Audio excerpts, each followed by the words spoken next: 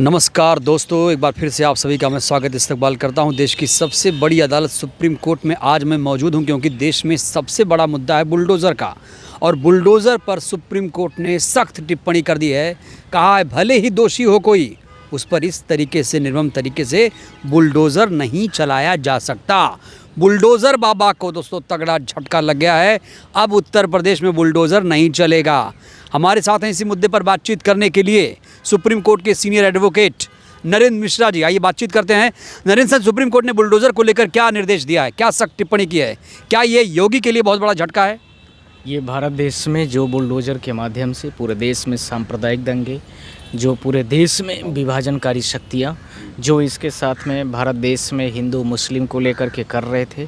कहीं बुलडोज़र बाबा के नाम से कोई फेमस था तो कहीं कोई बुलडोज़र मामा के नाम से फेमस था। ये सारे लोगों को लेकर के मैं आप लोगों के माध्यम से बोलना चाहता हूँ कि इन सारे लोगों को कोर्ट ने पूरी तरीके से बैन करेगा और इसमें प्रॉपर गाइडलाइन जारी करेगा। और साथ में यह भी बोला है कि आप किसी भी आरोपी को सिर्फ आरोप के आधार पर यह नहीं कर सकते हैं कि उसके नाम पर एफआईआर दर्ज है और आप उसका पहुँचे तो घर गिरा दिए। साथ ही साथ यदि कोई जघन्य अपराध का भी, कोई क्रिमिनल्स का ऑफेंस का भी व्यक्ति है तो भी आप उसको ऐसे नहीं कर सकते, न तो उसका घर गिरा सकते हैं। इन सारी चीज़ों के आधार पर कोर्ट में जो सॉलिसिटर जनरल थे तुषार मेहता जी, उन्होंने बोला क्योंकि ये बिकॉज ये क्रिमिनल ऑफेंस के दायरे में सारे लोग हैं इसलिए हमें करना पड़ता है। तो कोर्ट ने सख्त तरीके से बोला कि आप ऐसा नहीं कर सकते हैं और आपके पास यह भी पावर नहीं है कि आप किसी भी ट्रायल प्रोसीडिंग के बिना पूरा किए हुए, अर्थात बिना पूरी प्रोसीडिंग को पूरा किए हुए आप ऐसा कुछ भी नहीं कर सकते हैं। साथ ही साथ कोर्ट ने यह भी बोला कि जब तक लीगल कोई प्रोसीडिंग पूरी नहीं हो जाती है तो आप इस तरह के जघन्य अपराध जो कर रहे हैं वो नहीं कर सकती हैं।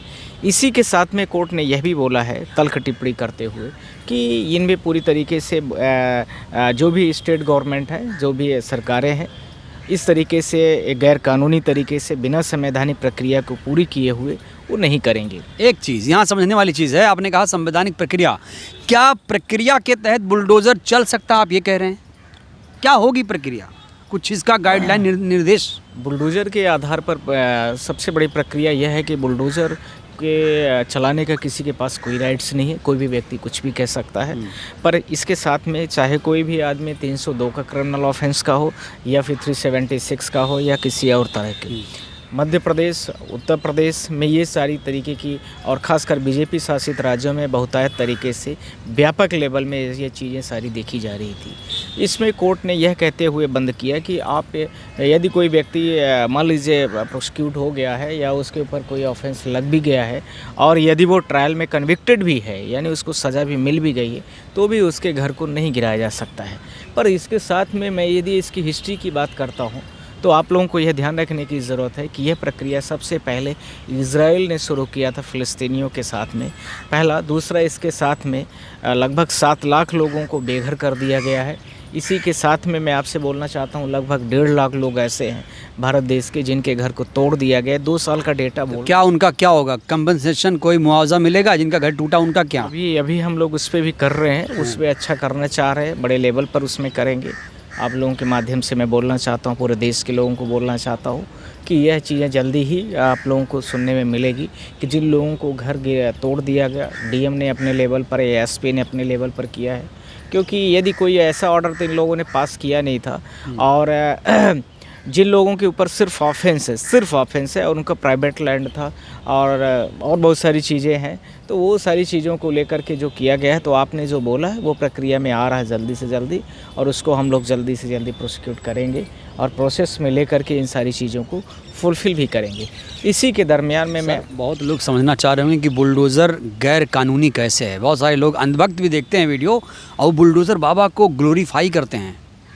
मैं आपके माध्यम से बोलना चाहता हूं कि किसी भी डेमोक्रेटिक कंट्रीज़ में किसी भी जांच एजेंसीज़ का मतलब पुलिस हो गया, सीबीआई हो गया, ईडी हो गया, इनकम टैक्स हो गया, भारत देश की मैं बात कर रहा हूँ, तो यहाँ पर इनके पास यह पावर गवर्नमेंट ने नहीं दिया है या संविधान ने नहीं दिया है कि इनको जजमेंट करने का पावर दे दिए। जजमेंट करने का पावर खासकर क्रिमिनल केसेस में, क्रिमिनल ऑफेंसेस के तौर पर, यह गलत है कि सही है, इसका निर्णय करने का पावर सिर्फ और सिर्फ कोर्ट के पास है। ट्रायल कोर्ट से यह मामला शुरू होता है, हाई कोर्ट होते हुए सुप्रीम कोर्ट तक पहुंचता है।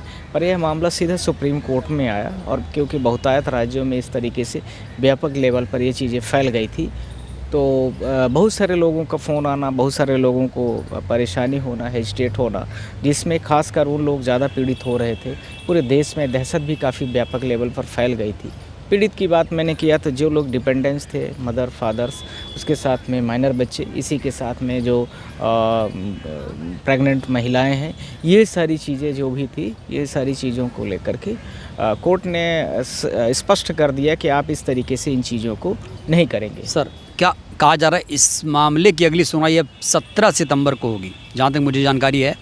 तो क्या आप 17 सितंबर को कोई स्पष्ट दिशा निर्देश गाइडलाइन आएगी जिससे किसी का घर गिरने वाला हो तो उसे दिखाया जा सके, भाई देखिए हमारे पास तो ये निर्देश है, गाइडलाइन है सुप्रीम कोर्ट का, आप लोग घर नहीं गिरा सकते इलीगल तरीके से? नहीं, घर तो अब नहीं गिरेगा, आप चिंता मत करिए।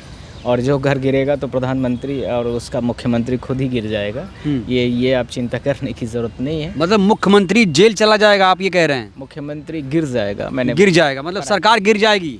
करेक्ट, क्योंकि सुप्रीम कोर्ट का जब डायरेक्शंस हो गए तो फिर उसके बाद आप किसी भी चीज़ को नहीं कर सकते हो इस तरीके से, जिस तरीके से सुप्रीम कोर्ट डायरेक्शन दे रही, क्योंकि सुप्रीमो है भारत देश के कॉन्स्टिट्यूशंस के, संविधान के रक्षक है वो, और उसके पास सारे पावर्स दिए गए हैं इन चीज़ों को लेकर के। कोई गैर संवैधानिक कार्य करता है तो उस पर सारी प्रक्रिया और सारा प्रोसेस सुप्रीम कोर्ट के पास पूरी लिबर्टीज़ दी गई है।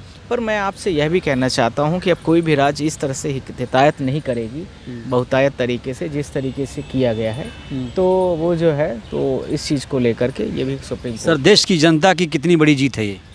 भारत देश की जनता की काफ़ी बड़े लेवल पर लोगों को ऊपर काफ़ी डर था, भय था, उसमें 100% उनकी लगभग 80% जीत है। और रिटर्न में अभी जब ऑर्डर पास हो जाएगा तब उनकी 100% पूरे देश के लोगों की जीत है। बहुत सारे एमपीज़ ने मुझे फ़ोन किया, बहुत सारे जनता ने फ़ोन किया कि सर बहुत पीड़ित हैं हम लोग, और हमारा घर बिना सुने हुए, हमारी प्रॉपर्टीज़ है, हमारे फादर्स की प्रॉपर्टीज़ है, इनहेरिटेड प्रॉपर्टीज़ है, इन सारी प्रॉपर्टीज़ को लेकर के हमारा बना हुआ है।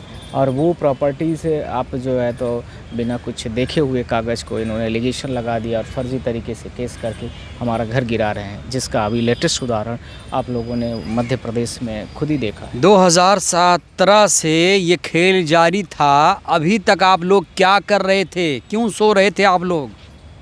सुप्रीम कोर्ट के वकील और सुप्रीम कोर्ट कभी सोती नहीं है, आप ऐसा ना सोचिए। जिन लोगों पर इस तरह की पीड़ा हो रही थी तो वो भी तो आ सकते थे। सुप्रीम कोर्ट के वकील ही अपने तरीके से केस को लड़ रहे हैं, तो वही तो ये मानिए कि उनको बचाने का कार्य। मतलब आप ये कह रहे हैं कि जो पीड़ित था वो कभी सुप्रीम कोर्ट का दरवाज़ा खटखटाया ही नहीं?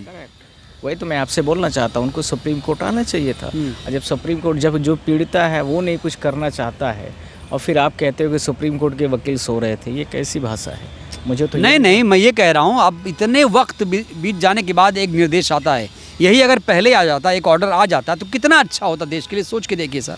मैं पूरी बातों को सोच रहा हूँ और गवर्नमेंट को भी कुछ चीज़ों को सोचने की ज़रूरत है। कुछ चीज़ों को चीफ जस्टिस ऑफ इंडिया और जस्टिसेस को भी सोचने की ज़रूरत होती है कि उनके भी नज़र में रोज़ न्यूज़ आ रही है तो वो भी सुमोटो ले सकते थे।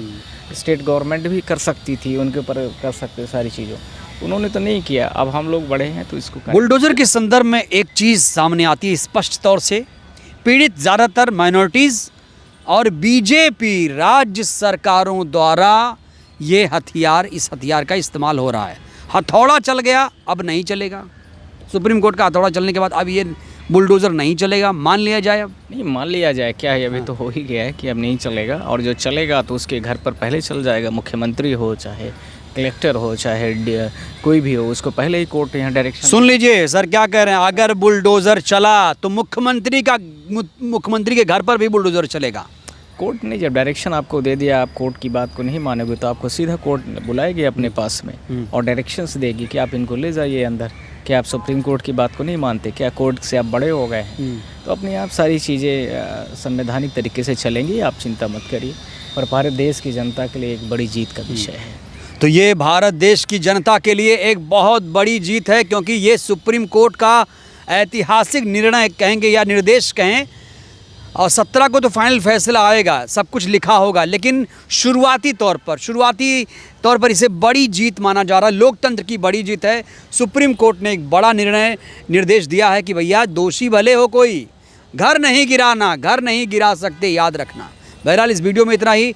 सर की बातों से कितना सहमत हैं इस खबर को लेकर आप लोगों की क्या टिप्पणी है, प्रतिक्रिया है, ज़रूर दीजिएगा। बहुत बहुत धन्यवाद, शुक्रिया।